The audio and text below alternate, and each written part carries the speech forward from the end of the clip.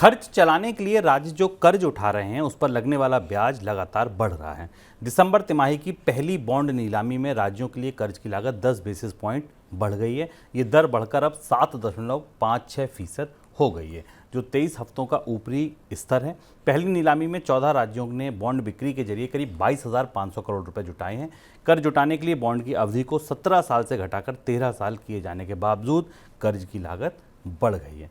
Sir, किस तरह नजर आएगा ये महंगे कर्ज का असर? हाँ, एक हफ्ते में स्प्रेड 7.46 से 7.56 हो गया। ये हमें दिखा रहा है कि बाजार में कर्ज की लागत कितनी तेजी से बढ़ी है। केंद्र सरकार और राज्य सरकारों के कर्ज के स्वभाव और प्रकृति में बड़ा फर्क है। केंद्र सरकार को कर्ज देने के लिए बैंक उत्सुक रहते हैं, लालायित रहते हैं, और केंद्र सरकार के सॉवरेन कर्ज पर ब्याज दरें आमतौर पर कम होती हैं, जहाँ जो रेपो रेट से थोड़ा ऊपर होती हैं या रेपो रेट के आसपास होती हैं। पर राज्य सरकारों के साथ बैंक या वित्तीय संस्थाएं या म्यूचुअल फंड जो भी उनको कर्ज देते हैं वो बिल्कुल मुरव्वत नहीं करते। राज्य सरकारों की वित्तीय स्थिति जैसी है, खराब है, कमज़ोर है, उनकी बैलेंस शीट्स खराब हैं, फिस्कल डेफिसिट बढ़े हुए हैं, नुकसान हो रहा है, उस स्तर पर उनका आकलन किया जाता है। अब आप कल्पना करें कि आज से 2-3 साल पहले भारत के आम लोगों को जिस दर पर होम लोन मिलता था उस दर पर राज्य सरकारों को अब कर्ज मिल रहा है। 7.5% के से ऊपर की दर पर कर्ज मिल रहा है, और ये भी एवरेज रेट है। कुछ राज्यों को इससे ज़्यादा दर पर भी मिला होगा क्योंकि उनकी आर्थिक स्थिति खराब है।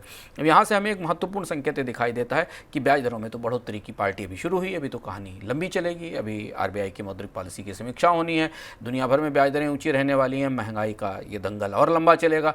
राज्य सरकारें जब इस समय 7-7.5% के आसपास की दर पर कर्ज उठा रही हैं और उनकी अर्थव्यवस्थाओं में जो रेवेन्यू की ग्रोथ रेट है वो 3 से 4 या 5% से ज़्यादा नहीं होने वाली है। केंद्र सरकार को की तरफ से जीएसटी के नुकसान की भरपाई बंद हो चुकी है। राज्य सरकारों के वित्तीय परिस्थिति पर इस महंगे कर्ज का असर 6 महीनों में हमें दिखाई देने लगेगा।